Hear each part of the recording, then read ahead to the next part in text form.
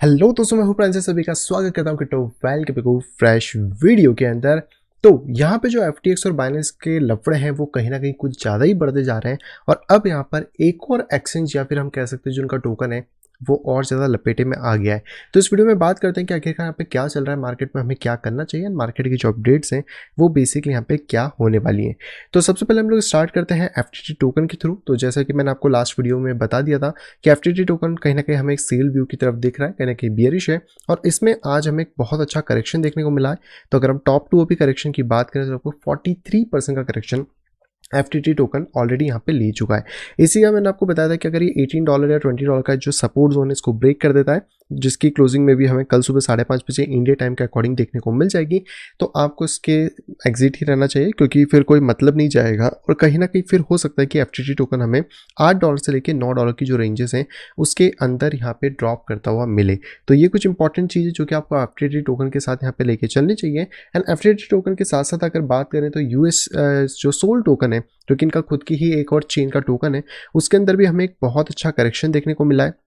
जो कि अपने प्रीवियस रेजिस्टेंस से अगर मार्केट में बात करें तो 35% तक डाउन है। हालांकि अभी थोड़ी सी बाइंग हमें देखने को मिल रही है इस पॉइंट पे जो सपोर्ट लेवल से उसके आसपास से ही, लेकिन कहीं ना कहीं अगर ये बहुत ज़्यादा इंपॉर्टेंट है कि आने वाले दिनों के अंदर अगर मार्केट आपका $25 को ब्रेक कर देता है सोल के अंदर भी, तो सोल टोकन भी आपका कहीं ना कहीं नीचे $12 to $13 के जो सपोर्ट है इसको टेस्ट यहाँ पे कर सकता है। तो ये दो इंपॉर्टेंट टोकन है जो कि अभी हमें सोलाना की तरफ से या फिर हम कह सकते हैं FTX एक्सचेंज की तरफ से देखने को मिल रहे हैं, जिसमें FTT इस कह सकते हैं कि ज़्यादा इंपॉर्टेंट टोकन है जो कि आपको FTX का खुद का निजी टोकन देखने को मिल जाता है। एंड इसके लिए भी वही सारी चीज़ें हैं जो मैं आपको ऑलरेडी बता चुका हूँ कि यहाँ पे अगर प्राइस नहीं टिक पाता है, रेजिस्टेंस फॉर्म करता है, तो इन फ्यूचर हमें ये प्राइसेस और ज़्यादा डिक्लाइन करते हुए मिल सकते हैं। देखिए, अगर कोई भी पर्सन लॉन्ग टर्म जाता है तो उसको पार्ट्स में लेना चाहिए। अगर आप ट्रेडिंग कर रहे हो तो आपके लिए ये मोमेंटम बहुत ज़्यादा इंपॉर्टेंट है, तो आप इन चीज़ों के ऊपर यहाँ पे फोकस करके बिल्कुल चल सकते हैं। अब बात करें कि क्या ये टोकन आपको लेना है नहीं लेना है, तो देखो ये आपकी पर्सनल चॉइस होगी, बट एज अ FTX या एज अ एलिमेंटा रिसर्च अगर हम बात करें तो वो बाइनेंस के बाद एक सेकंड नंबर पे आने वाला एक बहुत बड़ा ब्रांड है। तो लूना से मैं उसको कंपेयर नहीं करूँगा, लूना उसके सामने फिर भी हम कह सकते हैं थोड़ा कम है या थोड़ी अलग चीज़ थी। यहाँ पर थोड़ी सी बात अलग है क्योंकि यहाँ पर बहुत ज़्यादा सेलिंग नहीं है, यहाँ पर कुछ पर्टिकुलर टोकन्स की ही सेलिंग की बात यहाँ पर की जा रही है। लेकिन इन सभी के झगड़े में कहते हैं ना कि दो बिल्ली के झगड़े में तीसरा कोई बीच में से हाथ मार के निकल जाता है, वैसे अब यहाँ पे जो पिस रहा है वो बेसिकली पिस रही है बिटडाओ टोकन, यानी कि जो बाइबिट का सेमी नेटिव टोकन है उसके अंदर भी आज हमें बहुत तगड़ा करेक्शन देखने को मिला है, जिसमें क्या बात कर सकते हैं कि 35% के आसपास का करेक्शन हुआ है। हालांकि प्राइस में पूरी तरह से रिकवरी आ गई है, वॉल्यूम अच्छी है, लेकिन हमने पहले भी लाइव में डिस्कस किया था कि ये एक इंपॉर्टेंट सपोर्ट है। अगर 0.4 इन फ्यूचर ये तोड़ देता है तो आने वाले टाइम में इसके अंदर एक बड़ा करेक्शन हमें देखने को मिल सकता है, जो कि मे बी इसके प्राइसेस को $0.2 तक यहाँ पे ले जाए। और आज की डेट में देखें तो 0.26 तक यहाँ पे ऑलमोस्ट जो प्राइस है वो यहाँ पे टेस्ट कर चुका है। अब ऐसा क्या होगा कि जो बिट टोकन है वो यहाँ पे गिरने लग गया, FTT तो गिर ही रहा था। और इसी के साथ अगर हम लोग बाइनेंस के BNB कॉइन की बात करें तो यहाँ पर भी अगर हम देखने की कोशिश करें तो ये थोड़ा सा फिर भी अभी स्ट्रॉन्ग पोजीशन में हमें देखने को मिल रहा है। प्राइस ऑलरेडी इसको ब्रेक कर चुका है, अगर यहाँ पे कंफर्म सपोर्ट बना लेता है देन ये एक अच्छा मोमेंटम दे सकता है, लेकिन अगर इसके नीचे आता है, रेजिस्टेंस को फॉर्म करता है, देन हमें क्लियर कट शॉर्ट का ट्रेड देखने को यहाँ से मिल जाएगा। तो बेसिकली यहाँ पर अभी जो सपोर्टिव जोन है वो लगभग आपको मिलता है $315 के आसपास में, और अभी के लिए जो स्टॉप लॉसेस हैं वो हम लगभग $300 के नीचे या $312 के नीचे लेके यहाँ पे चल सकते हैं, जिसके अकॉर्डिंग चीज़ें रहने वाली हैं। हालांकि देखिए इसमें आपको एक अपर मोमेंटम डेफिनेटली मिल रहा है, और लास्ट टाइम भी मैंने आपको बताया था कि BNB के अंदर ये मार्केट अगर होल्ड कर पाएगा तो मार्केट ऊपर 400 या $450 की जो रेंजेस है उसको टेस्ट कर सकता है। लेकिन अगर यहाँ पे कोई भी फेक आउट करता है, कोई भी तरीके से मार्केट नीचे आके रेजिस्टेंस बनाता है, देन मार्केट के ड्रॉप होने के चांसेस यहाँ पे बढ़ जाते हैं। अब जैसे कि हम लोग बात कर रहे थे बिटडाओ के बारे में कि आखिरकार ये प्रोजेक्ट कहाँ से आ गया, क्यों या सडनली इतना ज़्यादा गिर गया कि इसके अंदर इतने बड़े बड़े करेक्शंस हमें देखने को मिले। तो इसके पीछे की कहानी की अगर बात करें तो बेसिकली आज बैन जाओ जो कि बाइबिट के CEO हैं, उन्होंने यहाँ पर एक बताया कि जो बिटडाओ की कम्युनिटी है वो बेसिकली ये क्वेश्चन पूछे कि सडनली ये इतना बड़ा जो डंप है बिटडाओ टोकन के अंदर ये हमें क्यों देखने को मिला है। तो इसका रीज़न इन्होंने ये बताया कि हो सकता है जो एलिमेंटा रिसर्च है वो बेसिकली टोकन हमारे डंप कर रहे हैं, क्योंकि जो एलिमेंटा रिसर्च है वो कहीं ना कहीं बिटडाओ के टोकन के अंदर भी पार्टिसिपेट किया है, यानी कि उनके पास भी एक अच्छी खासी होल्डिंग है। तो उसको बेसिकली यहाँ पर कह सकते कि डंप कर रहे हैं, और जो इनका कॉन्ट्रैक्ट था कि 3 साल तक आप कोई भी अपने टोकन सेल नहीं करेंगे उस कमिटमेंट को कहीं ना कहीं इन्होंने तोड़ा है, और इसका कंफर्मेशन मतलब इसका जो प्रूफ है वो एलमेंडा की तरफ से चाहिए, जो कि बिटडाओ की कम्युनिटी यहाँ पे मांग रही थी। हालांकि अगर इसी चीज़ पे बात करें तो बिटडाओ का ये जो प्रपोजल है ये सभी ने मांगने की कोशिश करी, यानी कि उनकी जो बिटडाओ कम्युनिटी है वो एलमेंडा से यही कह रही है कि आपने हमारा जो 3 साल का बॉन्ड है वो तोड़ा है, और इसी के तौर पर आप हमें बताओ कि आप जो कम्युनिटी है वो यहाँ पे क्या करें, जो भी इनके पास FTT टोकन्स हैं या फिर जो भी चीज़ें यहाँ पे चल रही है, क्योंकि देखो हर किसी के पास किसी के थोड़े बहुत टोकन्स हैं, किसी ने भी कहीं ना कहीं इन्वेस्टमेंट यहाँ पे कर ही रखा है, और ये सारी चीज़ें यहाँ पे चली रही थी। इसी के रिस्पॉन्स में जो कैरोलाइन है, यानी कि जो FTT या हम कैसे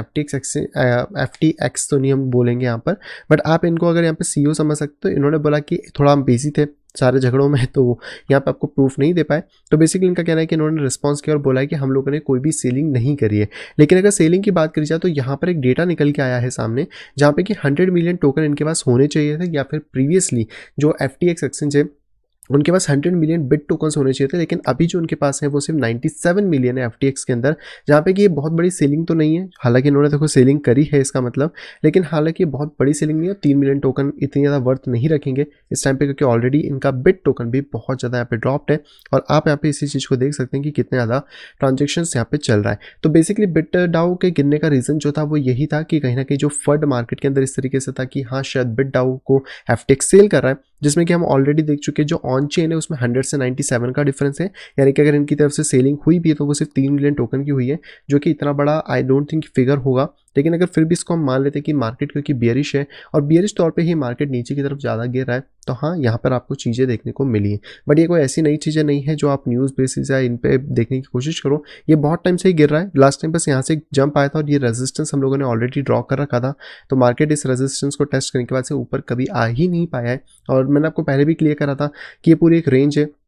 सपोर्ट तोड़ेगा तो नीचे गिरेगा, और अगर सपोर्ट होल्ड करता है तो मार्केट रेजिस्टेंस तक जा सकता है। लेकिन इसके ऊपर भी एक मेजर ट्रेंड लाइन है जिसको ब्रेक करना इंपॉर्टेंट है, और ये नहीं होता है तो बिट टोकन के अंदर भी एक बड़ा करेक्शन हमें देखने को मिल सकता है। एंड यही सारी कहानी जो है वो बेसिकली चल रही है मार्केट के अंदर। हालांकि अब देखो इनकी तरफ से क्लेरिफिकेशन आ चुका है कि इन्होंने अपने प्रूफ भी दे दिए कि हमने कोई यहाँ पे सेलिंग वेलिंग नहीं करी है। तो आप ये चीज़ आप समझ सकते हैं कि ऑलरेडी जब ये चीज़ें पता पड़ गई हैं तो यहाँ पे अब कहीं ना कहीं जो सेलिंग है वो बिट टोकन में तो एटलीस्ट यहाँ पे रुक गई है, क्योंकि अगर ऐसा नहीं होता तो बिट टोकन मतलब बाइबिट के पास भी FTX टोकन FTT टोकन्स हैं, वो भी ये सेल करना स्टार्ट कर देते अगर ये प्रूफ नहीं देते, और FTT टोकन इसके कारण और ज़्यादा सफ़र करता। क्योंकि देखो जब सेलिंग होगी और वो भी ओपन मार्केट के अंदर, तो जो रिटेलर्स हैं उनके स्टॉप तड़ तड़ तड़ करके उड़ेंगे, और वही चीज़ यहाँ पर हमें देखने को मिली है। क्योंकि कल भी जैसे हमने देखा था कि बाइनेंस को जो FTX है उन्होंने ऑलरेडी ये बोला था, एलमेंडा रिसर्च की जो CEO है कैरोलिन, उन्होंने कि आओ और हमें $22 पे सारे FTT जो टोकन है वो दे दो, पर उन्होंने ऐसा नहीं करा और वहाँ पे जाके उन्होंने मार्केट के अंदर सेलिंग यहाँ पे करी है।